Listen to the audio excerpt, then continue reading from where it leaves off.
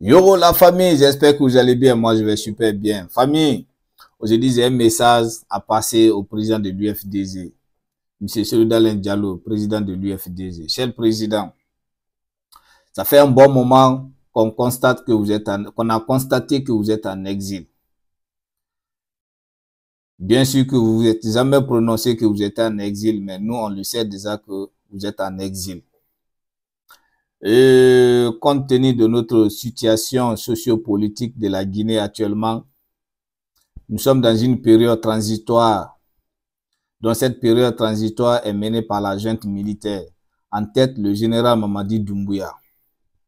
Et si j'ai bonne mémoire, après la fin de cette période transitoire, nous irons aux élections présidentielles. Et ma question, elle était la suivante, Monsieur le Président. Comment pourriez-vous vous présenter aux élections prochaines de notre pays en étant en exil? Je suis vraiment préoccupé de cette question, franchement, Monsieur le Président. Chaque fois, je me pose cette question. Je dis, comment M. Dalen sera candidat aux élections prochaines en étant en exil?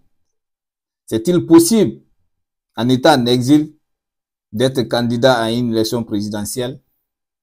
Je suis vraiment préoccupé de cette question, Monsieur le Président. Et la question suivante était, comment pourrez-vous battre votre campagne en étant en exil, Monsieur le Président? Comment pourrez-vous convaincre vos électeurs en étant en exil, Monsieur le Président? Comment pourrez-vous mobiliser vos électeurs au pays en étant en exil, Monsieur le Président? C'est une question, franchement, ça me... Monsieur le Président, si j'ai bonne mémoire, dans vos conférences de presse, souvent les journalistes vous posent la question que pourquoi vous ne voulez pas rentrer au pays, faire face à la justice guinéenne. Vous leur répondez souvent que vous ne faites pas confiance à la justice guinéenne. Monsieur le Président, moi, à votre place, aujourd'hui, c'était le bon moment. À votre place, vous allez rentrer au pays. Si réellement, vous vous reprochez de rien, si réellement, je dis bien, si réellement vous vous reprochez de rien, c'était le bon moment de rentrer au pays, faire face à cette justice pour être blanchi dans cette affaire de Air Guinée. Franchement, moi, à votre place, j'allais rentrer. Allez faire face à cette justice. Même si cette justice est complotisée, j'allais quand même rentrer. En tant qu'homme politique de mon pays, j'allais rentrer faire face. Monsieur le Président, je vous donne juste quelques exemples des hommes politiques, des grands hommes politiques. Je prends par exemple l'exemple de Nelson Mandela. Nelson Mandela a fait 25 ans en prison.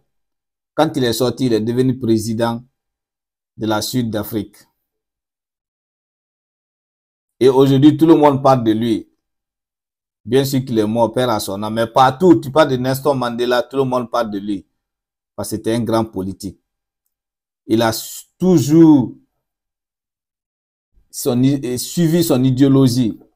Il n'a pas fait massacrer, il n'a pas eu peur de quelqu'un. Il est allé jusqu'au bout. On prend tout près de nous ici, au Sénégal. Sankor, il a été emprisonné par Macky Sall. Je pense qu'il a fait plus de 4 mois en prison. Il est sorti. Aujourd'hui, il est où? Il est le premier ministre du Sénégal. Vous voyez, Monsieur le Président, donc pour moi, c'était le bon moment. Pour vous, c'est le moment même, dans la transition là, de rentrer au pays et faire face à cette justice et fermer la bouche de cette justice. Après ça, le monde entier, c'est le monde entier même qui va vous respecter, Monsieur le Président. Peu importe de la manière la loi, la justice va décider, peu importe, Monsieur le Président. Mais l'audace d'abord de prendre, l'audace, le courage de rentrer au pays, faire face à cette justice, ça c'est déjà un plus, Monsieur le Président. C'est un grand plus à votre honneur. Franchement, Monsieur le Président, moi je pense que c'est le bon moment de rentrer au pays, faire face et de laisser l'exil. L'exil ne vous convient pas, Monsieur le Président. Actuellement,